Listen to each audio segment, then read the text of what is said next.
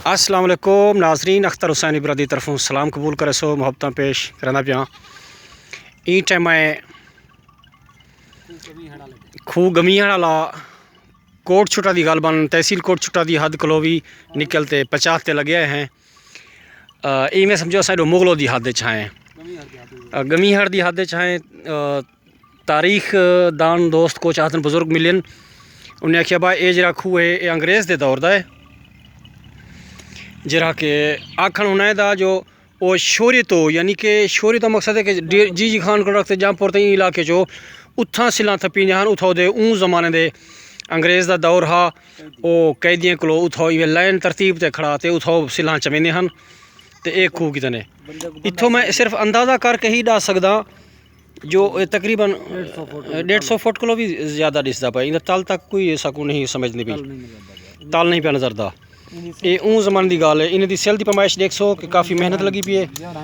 ये सीमेंट का गालबन कम बाद छा खड़े, तले में जाके मिट्टी का कम वर्क छा खड़े वाला ई पासे देते पे इतना काफ़ी हद तक ठीक ना दिसदा पान, ठीक ना दिसदा पान।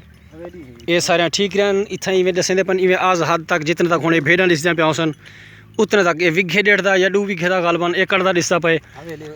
एक हवेल हा इतना दसेंदे ऊँ जमाने बल शाम थी भी हा जिमें उन्हें आखण है कि जाते वाला जे कैदी होंगे या उन्हें जरा सालार होंगे उन्हें कुछ रख किंदा हा वाला डी का कम करवेंदा हा। ये है अंदर ई टाइम मेरे कट्ठे इलाके का वसेब का बुजुर्ग मेरा सजन ये बल्ला कुरे भी मौजूद है। असां निशानदाही ते आयासीं ताकि साढ़े पुरानी एक साड़ी एक सकाफत का एक हिस्सा हा। ये वो शह है असां दिखा दूँ ताकि तुहाडी मालूमात इजाफा करूँ। इवें मेरे यूट्यूब चैनल ते लगे वेसो अख्तर इबरत लिख सोचा उते सब्सक्राइब भी करे सोचा, टिली भी खड़का छुड़े सो, कमेंट भी करे सोचा। साकू सारी मेहनत का कुछ वाला तुसा फीडबैक भी दसे सोचा।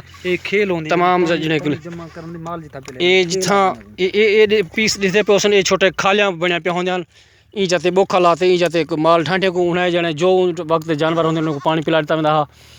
इवें एडो इवें गालबन चुधारो भी इवें कुछ हर कोई अपने खूह इलाके दे हिस्से वंडे पे होंगे। ये भी समझो एक आसार कदीमा दे विचों सारा इनका शुमार थी पे। असां मुसलसल असां चोटी तरीन को मुसलसल एक 1.5 घंटा एक मुसलसल सफ़र करने के बाद असां मंजिल मकसूद ते पहुँचे हैं। तो तुहाडे वास्ते ये पुरानी एक याद को महफूज किते से और सारे सजने दी कमाल शफकत मेहरबानी।